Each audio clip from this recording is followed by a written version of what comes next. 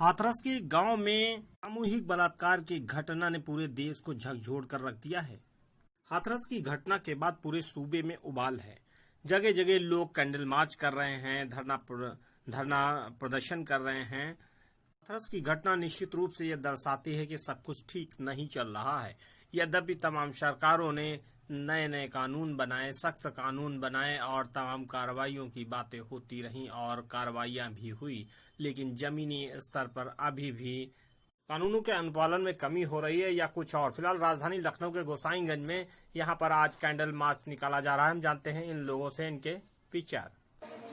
राजधानी लखनऊ के गोसाईगंज में यहाँ माता चतुर्भुजी प्रांगण में यहाँ से आज कैंडल मार्च का निकाला जा रहा है। यहाँ पर जो लोग हैं उनसे हम जानना चाहेंगे कि जिस तरह से उत्तर प्रदेश में लगातार इस तरह की घटनाएं हो रही हैं, क्या कहेंगे आप? क्या नाम हुआ आपका? मेरा नाम अभिषेक वर्मा है जी। दरअसल ये जो घटनाएं हो रही हैं, ये इन घटनाओं के जिम्मेदार कहीं ना कहीं हम लोग हैं, जो कि अपने घर पर या आस पड़ोस में जो भी मतलब उस टाइप के वैसी दरिंदे हैं, उनको अगर ऐसी कुछ सजा नहीं मिली या हम लोगों द्वारा कोई प्रयास नहीं किया गया सजा दिलवाने का, तब जो है ये घटनाएं और बढ़ती जाएंगी। एक बात मुझे बता पाएंगे क्या कि जो भी सरकारें आई उन्होंने लगातार कानून सख्त बनाने की कोशिश की और उन पर कार्रवाई भी हुई, लेकिन जमीनी स्तर पर जो उसका खात्मा होना चाहिए ऐसे अपराधों का, उन पर नियंत्रण नहीं हो पाया। क्या कहेंगे आप? सरकारें आती हैं और सरकारें जाती हैं जी।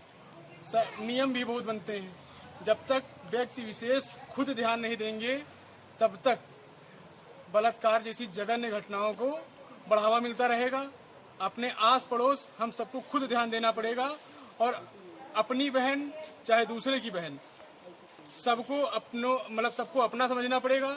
सबकी बहन बेटियों को अपनी बहन बेटियां मानना पड़ेगा, तब जाकर इन जघन्य घटनाओं को रोका जा सकता है। क्या नाम हुआ आपका? मेरा नाम पंकज कुमार वर्मा। लगातार उत्तर प्रदेश में इस तरह की घटनाएं घटती रही हैं और कानून बनते रहे हैं, अपराधों पर नियंत्रण नहीं है। क्या कहेंगे आप? अपराधों पर नियंत्रण होने के लिए हमें आसपास के लोगों को ध्यान में रखते हुए, जो हमारी बहन बेटियां हैं आसपास की, ठीक है, उन पर नजर रखना चाहिए। और जो ये घटनाएं हो रही हैं, जो अंदर लोगों के अंदर शैतान पल रहा है, ठीक है, हम लोगों को खुद उसके लिए सतर्क होना पड़ेगा और दूसरे की बहन बेटी को अपनी बहन बेटी समझकर उनकी रक्षा का संकल्प लेना पड़ेगा, तभी ये सब बहन बेटियों की रक्षा का संकल्प लेना पड़ेगा। बेटी बढ़ाओ और बेटी पढ़ाओ की जो नारा है उसके बारे में भी काफी कुछ हुआ है, लेकिन जमीन पर हकीकत आपके सामने है। साथियों, ये बेटी पढ़ाओ और बेटी बचाओ का नारा जो है हमारी सरकारें देती रही हैं और हम लोग भी उसमें शरीक होते हैं। हम लोग खुद कहते हैं कि बेटी पढ़ाओ बेटी बचाओ, लेकिन हो क्या रहा है, हम अपनी बेटी पढ़ाते हैं लेकिन दूसरे की पढ़ती बेटियों को घूरते हैं।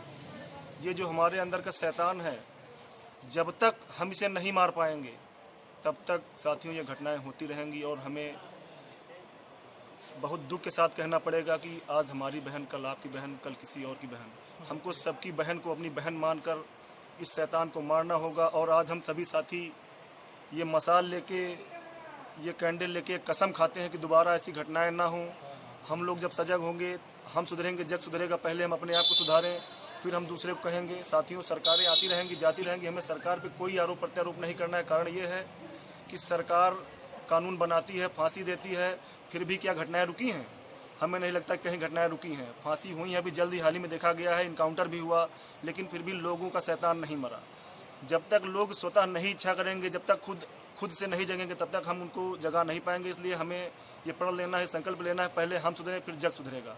बस इसी के साथ मैं अपनी बात को समाप्त करता हूं। मैं हरिओम पटेल, आप लोग साथ में। यहाँ आज गोसाईगंज में माता चतुर्भुजी प्रांगण से लेकर यहाँ से कैंडल मार्च निकाला गया और बस स्टाफ विकास खंड कार्यालय पर कैंडल मार्च का समापन हुआ।